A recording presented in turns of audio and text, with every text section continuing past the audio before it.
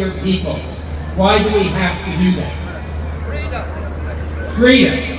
Democracy. And what is the role that we as a Canadian government have to play? We have to stop hiding our head in the sand. We have to stop pretending that we don't know what that Assad regime is all about. Because we do know. We know very intimately in this country because of the rendition of Mahar Arar and the subsequent torture of Mahar Arar in one of those Assad prisons. We know that.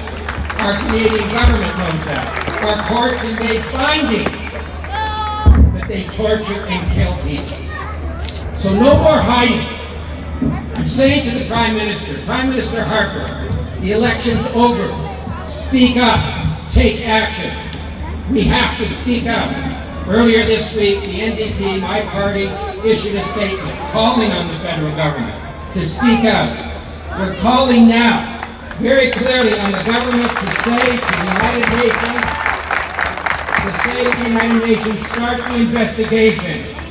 Get us to the point where Assad and his brother and the rest of the regime are brought before the International Criminal Court for charges of war crimes and crimes against humanity.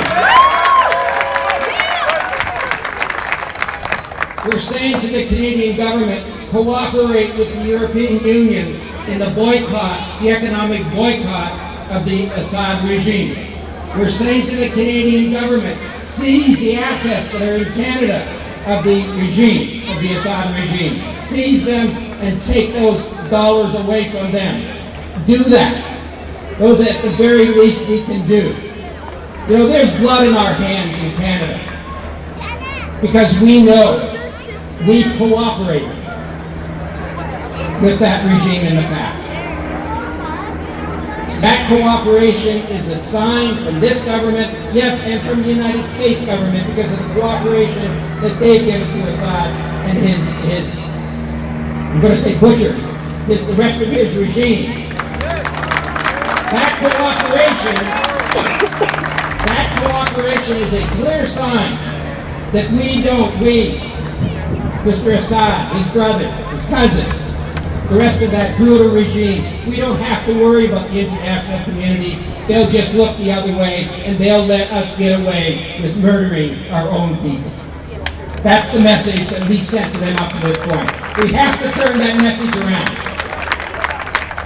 And we have to bring them to justice. We have to get them out of government, out of controlling Syria, let democracy blossom in Syria.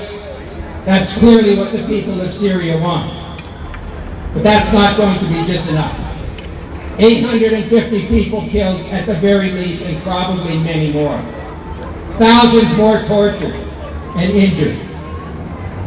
Those are war crimes. Those are crimes against humanity.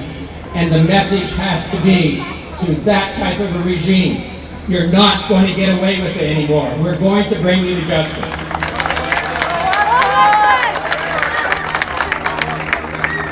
Let me pledge to you on behalf of my party, we're going to continue this push over the next couple of weeks, but as soon as Parliament gets back, this will be one of the issues on the floor of our Parliament. We will be demanding action by the Canadian government.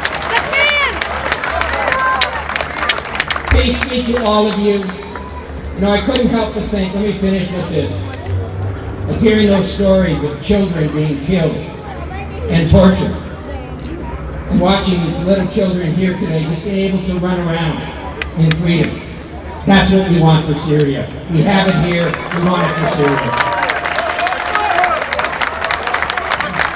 I think you heard what Mr. Comartin said.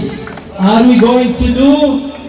All of us tonight, we have to write to the Prime Minister of Canada. We should be part of the political movement in Canada.